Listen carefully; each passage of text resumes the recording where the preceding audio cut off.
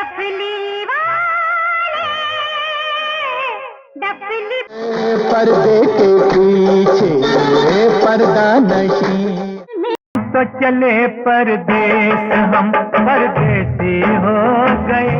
तरफ लक्ष्मण एक तरफ सीता, बीच में जगत छूटा अपना देश। हम परदेसी जगत के पालनहारी, राम जी की निकली सवार।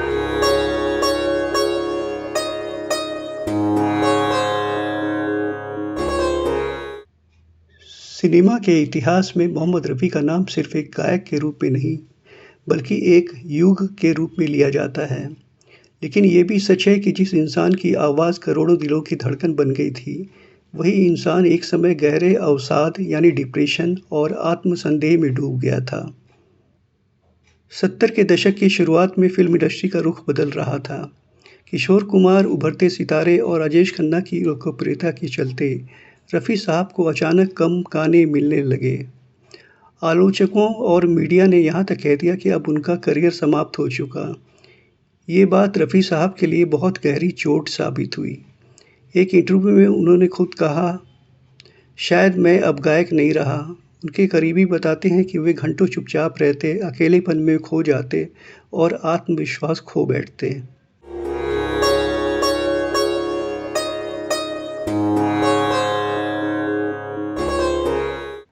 एक समय ऐसा था जब संगीत के जानकार किशोर कुमार को सीरियस नहीं लेते थे, क्योंकि वो शास्त्रीय रूप से प्रशिक्षित नहीं थे।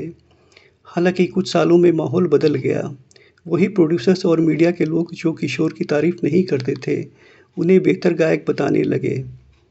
मीडिया ने कहा कि किशोर जैसा कोई नहीं है, रफ़ी साहब खत्म हो चुके।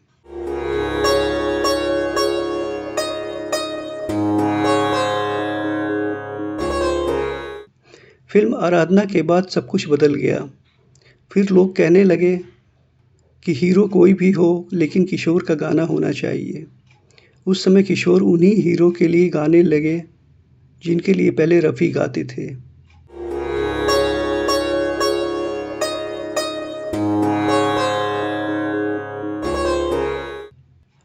परिवार और दोस्तों ने उन्हें संभालने की कोशिश की। संगीतकार नौशाद साहब और कुछ अन्य साथी उन्हें लगातार प्रेरित करते रहे। नौशाद ने एक बार कहा था, रफ़ी की आवाज़ अल्लाह की नेमत है, उसे कोई ख़त्म नहीं कर सकता।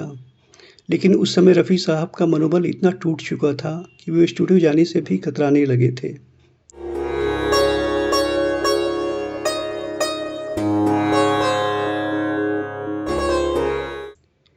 लेकिन यही अंधेरे का दौर एक नई सुबह लेकर आया। 1977 में आई फिल्म हम किसी से कम नहीं का गाना क्या हुआ तेरा वादा सुपरहिट हुआ।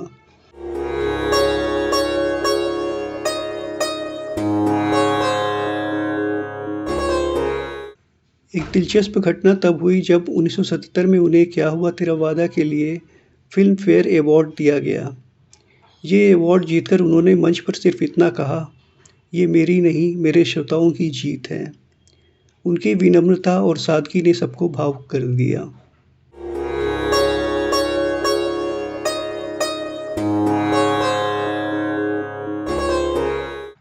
यही वो पल था जिसने उन्हें फिर से आत्मविश्वास लौटाया। इसके बाद उन्होंने अमर अकबर एंथोनी, लैला मजनू, सरगम जैसी फिल्मों में ऐसे गाने गाए जिन्होंने साबित कर दिया कि रफ़ी अब भी बेमिसाल हैं।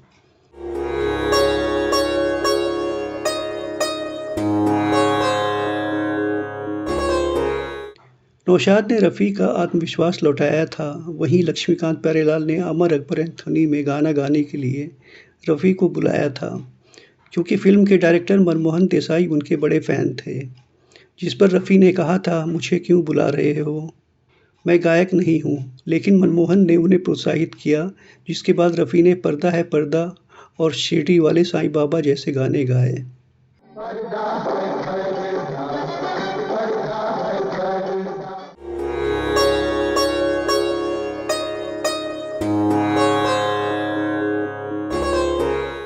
रफ़ी साहब के करियर की वापसी से जुड़े कई रोचक किस्से भी मशहूर हैं। कहा जाता है कि फ़िल्म अमर अकबर एंथोनी के गीत शिरडी वाले साईं बाबा की रिकॉर्डिंग के दौरान स्टूडियो में मौजूद लोग उनकी आवाज़ सुनकर भावुक हो गए थे। गाना खत्म होने पर पूरा स्टूडियो खड़े होकर ताली बजाने लगा। ये पल रफ़ी साहब के लिए आत्मविश्वास का बहुत बड़ा स्रोत बना।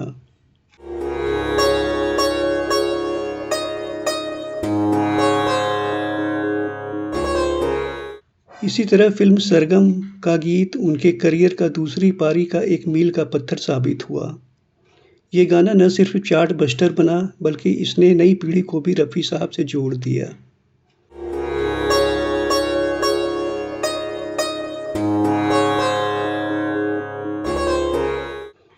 मोहम्मद रफ़ी का ये सफ़र हमें सिखाता है कि चाहे हालात कितने भी कठिन क्यों ना हों, असली प्रतिभा को कोई दबा नहीं सकता। उनकी आवाज़ ने न सिर्फ हिंदी सिनेमा को नया आयाम दिया, बल्कि करोड़ों श्रोताओं को ये भरोसा भी दिलाया कि सच्चा कलाकार कभी हार नहीं मानता, चाहे वो हार के कगार पे ही क्यों न खड़ा हो।